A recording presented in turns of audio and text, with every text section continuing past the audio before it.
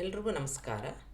ಬೇಸಿಗೆ ಕಾಲ ಬಂದಿದೆ, ಮಕ್ಕಳು ಮನೆಯಲ್ಲಿ ಇದ್ದಾರೆ ಅಂತಂದರೆ ಏನಾದರೂ ರುಚಿಯಾಗಿ ತಣ್ಣಗೆ ತಿನ್ನಬೇಕು ಅಂತ ಅನಿಸುತ್ತೆ. ಇಲ್ಲಿ ನಾನು ಒಂದು ಈಸಿಯಾಗಿರೋ ಸ್ನ್ಯಾಕ್ನ ಮಾಡ್ತಾಯಿದ್ದೀನಿ ಮನೆಯಲ್ಲಿರೋ ಪದಾರ್ಥನ ಉಪಯೋಗಿಸ್ಕೊಂಡು.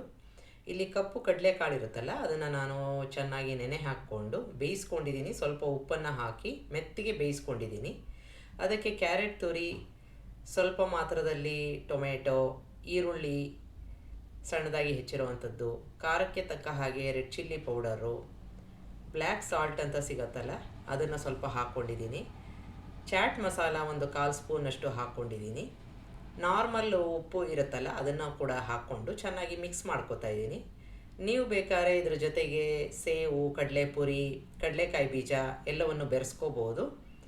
ಈ ಥರ ಬೆರೆಸ್ಕೊಂಡಿದ್ದಾಗಿದೆ. ನಾನಿಲ್ಲಿ ಸೌತೆಕಾಯಿನ ತೊಗೊಂಡಿದ್ದೀನಿ. ಅದರ ಸಿಪ್ಪೆ ಭಾಗನ ತೆಕ್ಕೊಂಬಿಡೋಣ. ಇಲ್ಲಿ ನಾನು ಮನೆಯಲ್ಲಿರೋ ಪದಾರ್ಥನ ಉಪಯೋಗಿಸಿ ಮಾಡ್ತಾ ಇರೋದು. ಹೊರಗಡೆಯಿಂದ ತಂದಿರೋವಂಥದ್ದು ಅಥವಾ ಯಾವುದೇ ಎಣ್ಣೆಯಲ್ಲಿ ಕರೆದಿರೋ ಪದಾರ್ಥಗಳನ್ನ ಉಪಯೋಗಿಸಿಲ್ಲ. ನೀವು ಬೇಕಾದರೆ ಹಾಕ್ಕೋಬೋದು. ಈಗ ಸೌತೆಕಾಯಿನ ಹೆಚ್ಕೊಂಡಿದ್ದೀನಿ ಅರ್ಧ ಭಾಗವಾಗಿ. ಅದರಲ್ಲಿರೋ ತಿರುಳನ್ನು ತೆಕ್ಕೊಂಬಿಡೋಣ. ಆ ತಿರುಳನ್ನು ಕೂಡ ನೀವು ಸಣ್ಣದಾಗಿ ಹೆಚ್ಚಿ ಈ ಒಂದು ಮಿಶ್ರಣಕ್ಕೆ ಹಾಕ್ಕೋಬೋದು.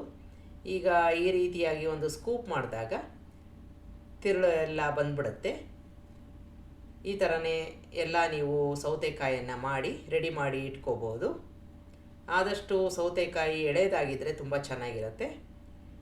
ಈಗ ಒಂದು ಭಾಗನ ನಾನು ತಗೊಂಡು ಅದಕ್ಕೆ ಸ್ವಲ್ಪ ಬ್ಲ್ಯಾಕ್ ಸಾಲ್ಟ್ನ ಹಾಕ್ಕೊಂಡು ನಿಂಬೆಹಣ್ಣನ್ನು ಹಚ್ಕೋತಾ ಇದ್ದೀನಿ ಹೊರಭಾಗಕ್ಕೆ. ಈ ಥರ ಮಾಡಿದಾಗ ಪ್ರತಿಯೊಂದು ಚೂರಿನಲ್ಲೂ ಒಂದು ರುಚಿ ಇರುತ್ತೆ. ಒಂದು ಗ್ರೀನ್ ಚಟ್ನಿ ಮಾಡ್ಕೊಂಡಿದ್ದೀನಿ, ಅದನ್ನು ನಾನು ಸೌತೆಕಾಯಿಗೂ ಹಾಕ್ಕೊಂಡಿದ್ದೀನಿ, ಈ ಮಿಶ್ರಣಕ್ಕೂ ಹಾಕ್ಕೊಂಡು ಒಂದು ಸ್ವೀಟ್ ಚಟ್ನಿ ಕೂಡ ಹಾಕ್ಕೊಂಡು ಚೆನ್ನಾಗಿ ಮಿಕ್ಸ್ ಮಾಡ್ಕೋತಾ ಇದ್ದೀನಿ. ಇದೆಲ್ಲ ಆಪ್ಷನಲ್ಲು, ಬೇಡದೆ ಹೋದರೆ ನೀವು ಸ್ಕಿಪ್ ಮಾಡ್ಕೋಬೋದು. ಈಗ ನಾವು ಮಾಡ್ಕೊಂಡಿರೋ ಮಿಶ್ರಣನ ಸೌತೆಕಾಯಿ ಮಧ್ಯಭಾಗದಲ್ಲಿ ಹಾಕಿ ಚೆನ್ನಾಗಿ ಪ್ರೆಸ್ ಮಾಡಿದಾಗ ತಕ್ಷಣಕ್ಕೆ ಸರ್ವ್ ಮಾಡಿ ನೀವು ಕೊಡಬೇಕಾಗತ್ತೆ, ಇಲ್ಲಾಂದರೆ ನೀರು ಬಿಟ್ಕೊಂಡ್ಬಿಡತ್ತೆ.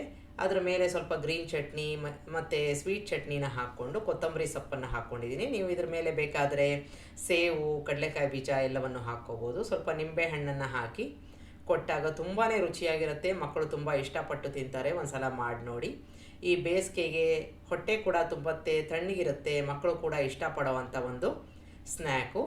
ಯಾವುದೇ ಒಂದು ಎಣ್ಣೆ ಪದಾರ್ಥ ಉಪಯೋಗಿಸಿ ಮಾಡಿರೋವಂಥದ್ದು.